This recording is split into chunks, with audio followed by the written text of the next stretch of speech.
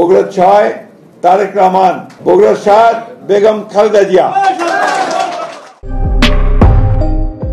আসন্ন ত্রয়োদশ জাতীয় সংসদ নির্বাচন উপলক্ষে দলের সম্ভাব্য প্রার্থীদের তালিকা প্রকাশ করেছে বাংলাদেশ জাতীয়তাবাদী দল বিএনপি। সোমবার বিকেলে রাজধানীর গুলশানে বিএনপির চেয়ারপারসনের রাজনৈতিক কার্যালয়ে আয়োজিত এক সংবাদ সম্মেলনের মাধ্যমে প্রার্থীদের নাম ঘোষণা করেন দলটির মহাসচিব মির্জা ফখরুল ইসলাম আলমগীর। এ সময় তিনি 237টি আসনে দলটির সম্ভাব্য প্রার্থী তালিকা ঘোষণা করেন।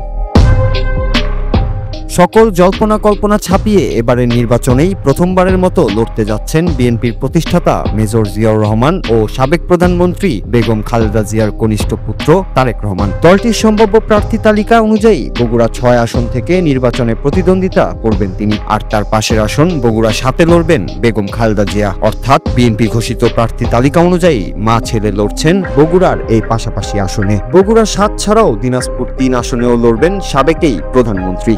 দিনাজপুর 3 বেগম খালেদা জিয়া, দিনাজপুর সদর থেকে বেগম খালেদা জিয়া। বগুড়া 6 তারেক রহমান, বগুড়া 6 বগুড়া 7 বেগম খালেদা জিয়া। সবশেষ 2001 থেকে 2006 সাল পর্যন্ত বাংলাদেশের রাষ্ট্রীয় ক্ষমতায় ছিল বিএনপি। সে সময় প্রধানমন্ত্রী মায়ের সাথে বিভিন্ন রাষ্ট্রীয় কাজে সহায়তা ও রাজনীতিতে সক্রিয় থাকলেও নির্বাচনের মাঠে ইতিপূর্বে কখনোই প্রতিদ্বন্দ্বিতা করেননি তারেক রহমান। 1/11-র উদ্ভূত পরিস্থিতিতে চিকিৎসা করাতে বিদেশ পাড়ি জমান তিনি। এরপর আওয়ামী শাসনামলে মামলা সহ নানা প্রতিবন্ধকতায় দেশে ফেরা হয়নি তার। বেগম জিয়া অসুস্থ ও গৃহবন্দী থাকায় 2018 সাল থেকে দলটির ভারপ্রাপ্ত চেয়ারপারসনের দায়িত্ব পালন করে আসছেন তারেক রহমান। দেশে না থাকলেও ভার্চুয়ালি নেতাকর্মীদের সাথে সবসময় সংযুক্ত ছিলেন তিনি।